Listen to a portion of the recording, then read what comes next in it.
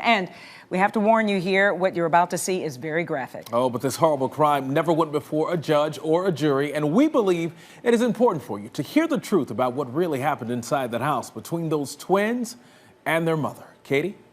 Well, DeMarco, through open records request, 11 Alive has obtained critical evidence that never made it into a courtroom. Crime scene photos, interrogation tapes, surveillance video, and finally the twins' tape confessions. These puzzle pieces show the twins as they spin a web of denials and what investigators used to unravel it. Identical twins share everything: birthdays, clothing, even DNA. But Jasmiyah and Tasmiyah Whitehead also share a dark past. These twins admitted to murdering their mother, a confession that came after 4 months of lying to cover it up. Twin girls had come home and found their mother deceased. At first glance, these two sweet 16-year-old girls had just discovered a gruesome scene. It was the bloodiest scene I think I've ever been to.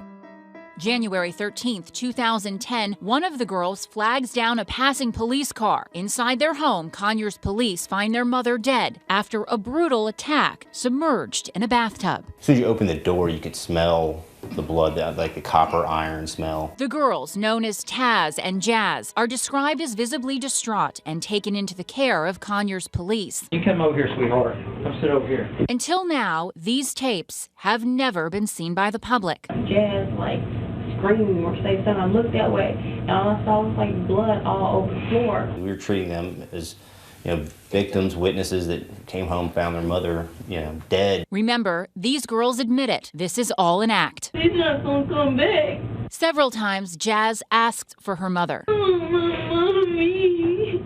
Mama. A mother that she, along with her sister, murdered. Gotta be strong, Jay. We got to. Because I'm gonna make sure they find the person that did it. The people who did it are in this room, lying to police. There is a little red thingy that sit up on one of the tables. I didn't see it. There's a vase, a big giant red vase that had been used to strike their mother. More lies, some laced with truth. There was blood in front of the door, and there was a line of blood, somebody dragged her in there. Because I thought, you know how the lines out on TV? That's true. Nikki Whitehead's lifeless body was dragged to the bathtub. And there were drag marks that went from the living room into the master bedroom into the master bathroom. Listen as Jazz actually admits to touching her mother's dead body. I went to her room, and I seen the blood all in there on the floor. And I went in there and I seen her and I touched her. Later, police would learn she not only touched her, she cut her, bit her, and along with her sister, nearly severed her mother's spinal cord. That night, we started to have suspicions. There's just something didn't add up. Something didn't seem right. You didn't see her at all this morning when you left to go to school? Because she locked her door, because she got a lock that you have to have a key to. And she locked her door at night. More answers brought more questions. What time did y'all leave the house? We missed the bus, so we had to walk. You walked all the way to Rockdale? It's not far. But this surveillance tape shows the girls walk to a gas station and hitchhike to school with a stranger. Is that the clothes you wore to school today? And arrive there 2 hours late, as seen here on this school surveillance camera. Made all your classes today? Yes. By now, police are getting suspicious. Hey girls, we're going to have to get you guys clothes, and I'll tell you why. You were in the crime scene. The girls had had a history of domestic troubles with their mother for years. It's evident by this handwritten letter recovered by police at the scene. It was sent from Jazz to her boyfriend. She says, "I just hate living here, being with her." Tell her you hate her and stuff. When she was dead, and she really did die. I told her that plenty of times, and she never died. Presumably to hide their injuries, both girls wear gloves indoors, but police quickly noticed and asked that they be taken off. Let me see your hands and your arms. What happened here? I got into a fight. You had a fight with her? She points to her sister, but the fight was actually with her mother. They both had what could have been bite marks or scratch marks on their hands. Taz had a bite mark on her left arm. Detectives decide it's time to separate the girls. All right. Taz, I want you to come out here and sit with them for a minute. I want to talk to your sister. Why y'all gonna separate us? Because we need to talk to y'all separate. I know it sounds mean, but it's really not. Police will now compare stories, and unlike the twins, they're far from identical. Now, tomorrow night, we're going to pick up with this story right where we left off. Police start to look at the girls as suspects and apply pressure that ultimately leads to on-camera confessions. We have those tapes as well. I tell you, it is absolutely chilling watching that video, especially when you know that they're lying. Right, it is. And when you see the confessions, it's even more dramatic how different the stories are at the beginning and the end. So it really is the complete story, getting all of this evidence. And pick up the story again tomorrow. And I've been live chatting with folks about the story. You can go to 11alive.com, and I'm going to be live chatting until 11:30 tonight with any questions. Wow. All right, part 2 tomorrow. Can't wait to see it. Thanks, Katie. Thank you.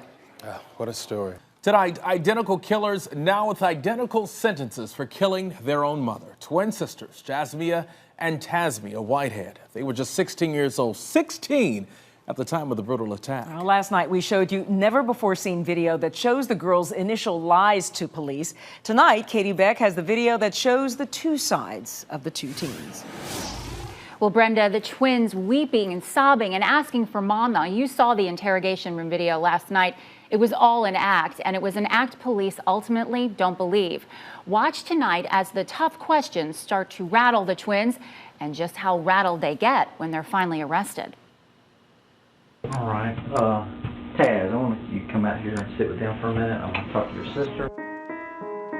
Police start to set their sights on Jasmiyah and Tasmiyah Whitehead as suspects in their mother's murder. It started to become clear that at the very least they were being deceptive. Like when the twins told police how they'd been horrified to find their home covered in blood. Jazz, like, screamed or say something. I looked that way, and all I saw was, like, blood all over the floor. They killed their mother and tried to hide it. There was evidence that they tried to clean up and just realized it was just too much. Investigators smelled bleach in the carpet, saw bloody clothes in the wash, and found clothes the twins had thrown away. Is that the clothes you wore to school today? But not the clothes she wore during the murder. Any information you think I might want to know that you haven't told me?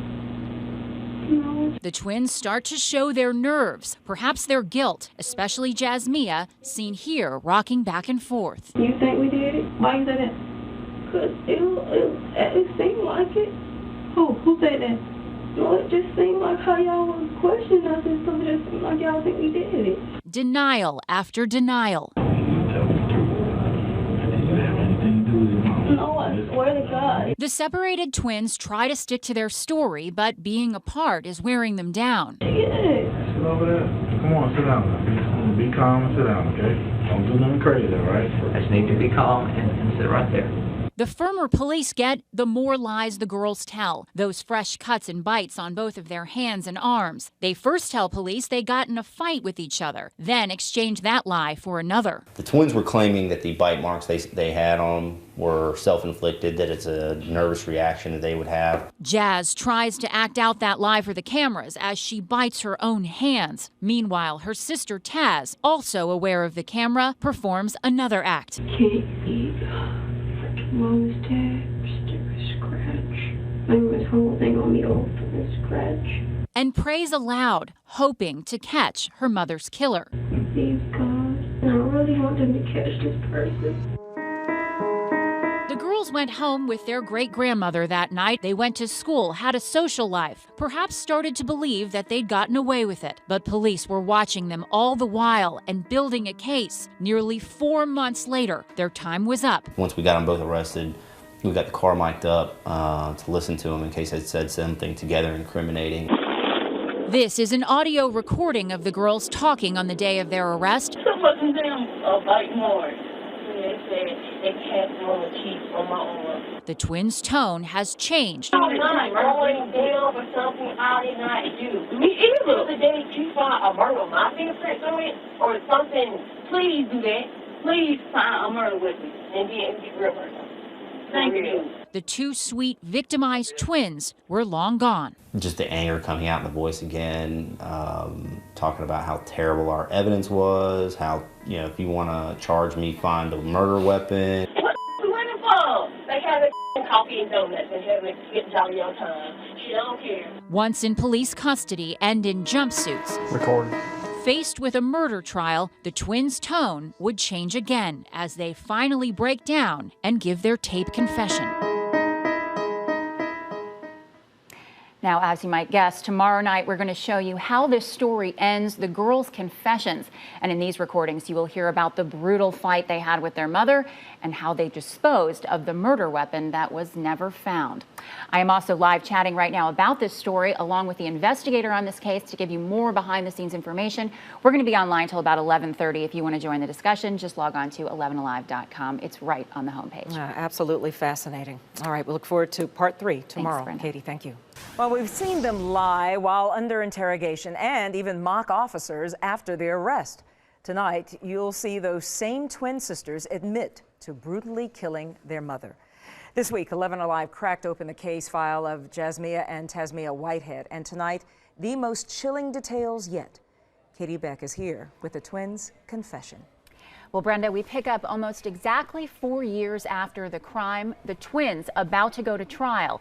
Instead, they accept a 30-year sentence and start talking about what actually happened the morning of the murder. It wasn't like it was a fight on the street. It was more of a fight till somebody died.